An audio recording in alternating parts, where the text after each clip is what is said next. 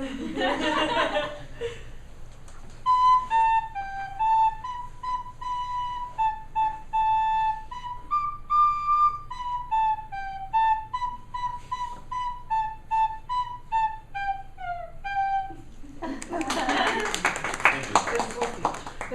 Kevin, and I would like all of you to sing with me on the count of 3.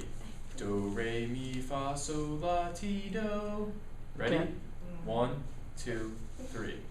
Do, re, mi, fa, sol, la, ti, do. Are you all enjoying the speech so far? Yes. Of course you are. Everybody loves music.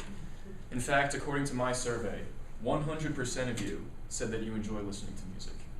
Boethius once said, "Music is so naturally united with us that we could not be free from it even if we so desired." But what happened inside your head at the beginning of the speech? Was it merely just auditory cheesecake, as Stephen Pinker once put it? I'm here to tell you that it's not.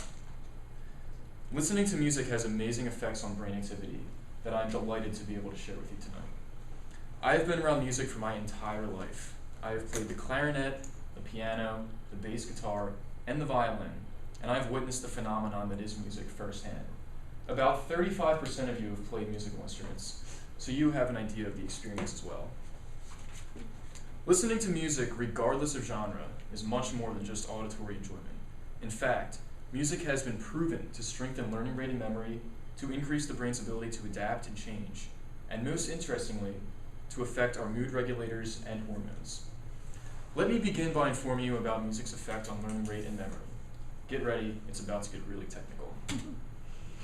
Possibly the most astonishing effect of music on the brain is its ability to strengthen learning rate and memory. According to AlignLife.com, certain types of music are perceived by your frontal cortex in a way that stimulates the right and the left hemispheres of the brain at the same time, which strengthens the connections between the two hemispheres.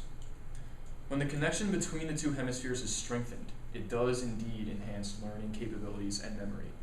This gives some credit to the so-called Mozart effect. I'm sure you've all heard of that, which is the theory that listening to classical music can actually increase your intelligence.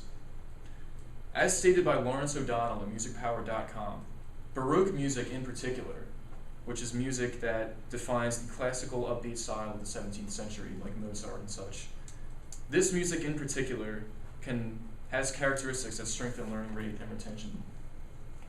Many types of Baroque music were written with a 60 beats per minute tempo. When this complex pattern travels through your ear, it stimulates action potentials in the right and left hemispheres of the brain at the same time. The stimulated action potentials strengthen the connection between the two hemispheres at the cerebral cortex. Strengthening these neurons forces the brain to concentrate on numerous stimuli at the same time, which enables enhanced information processing, multitasking, memory, and learning retention rate. Music's effect on learning rate and memory has also been proven in many laboratory experiments, one of which is found again at musicpower.com. In 1962, Bulgarian psychologist George Lazanov attempted to teach foreign language to students incorporating the words and meanings into Baroque pieces of the 17th century. The students successfully learned half of the words in the entire school term in one day using this technique. And even more surprisingly, after 4 years of not reviewing the material, the students had nearly a 100% recall rate of the material. The way that music affects memory and learning is actually very similar to the way that it affects the brain's ability to adapt and change. Music of any form, regardless of genre, has a lasting effect on the brain's ability to adapt and change. Nina Kraus, the director of Northwestern's Auditory Neuroscience Laboratory, has done studies that indicate that music of any kind can have a crucial effect on the brain's ability to adapt. From the Auditory Neuroscience Laboratory website, she claims, "An active engagement with musical sounds not only enhances neuroplasticity, such as what Marco went into in his speech, but also it enables the nervous system to provide the stable scaffolding of meaningful patterns that are so crucial to learning." This is all done by music. Another study found at musicpower.com suggests that humans are not the only ones whose change and growth is affected by music. An experiment was done by Dorothy Redelack in 1973 that demonstrated music's effects on plants. She placed a flower in 3 identical control chambers and played a musical tone in each of them. In the first chamber, she played the tone continuously. In the second chamber, she played the tone in a rhythmic pattern, and in the third chamber, she played no tone at all. To her astonishment, the flower in the second chamber flourished and grew for months, while the flowers in the first and third chamber died after only 3 weeks. In cases such as this flower experiment, music appears to be quite an essential element to adaptation and growth, as well as the overall quality of one's life. Among these amazing effects that music has on brain activity, none are as influential as its effect on the mood. Music has actually been proven to affect the parts of the brain that control mood and hormone regulation.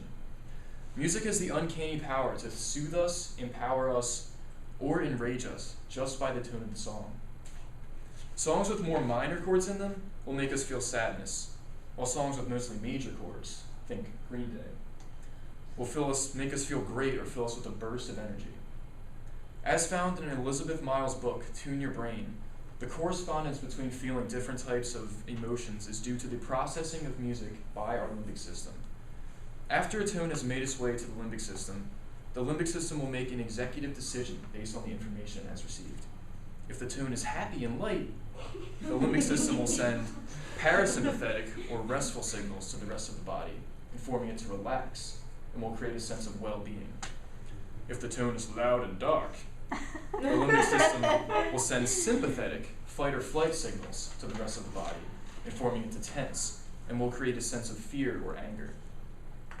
One of the most astonishing as well as unknown facts about music is that it can actually affect hormone regulation in our brains. According to dovesong.com, listening to music has been proven to regulate the generation of stress hormones in the hypothalamus. For example, the amount of stress hormones in the blood decreases significantly with the presence of relaxing ambient music. So it really helped out a lot with the music you were playing at the beginning of the class. Scientifically proven, actually. Music also influences the levels of testosterone, cortisone, and estrogen, and it is believed that it affects the receptor genes associated with each of these steroids as well.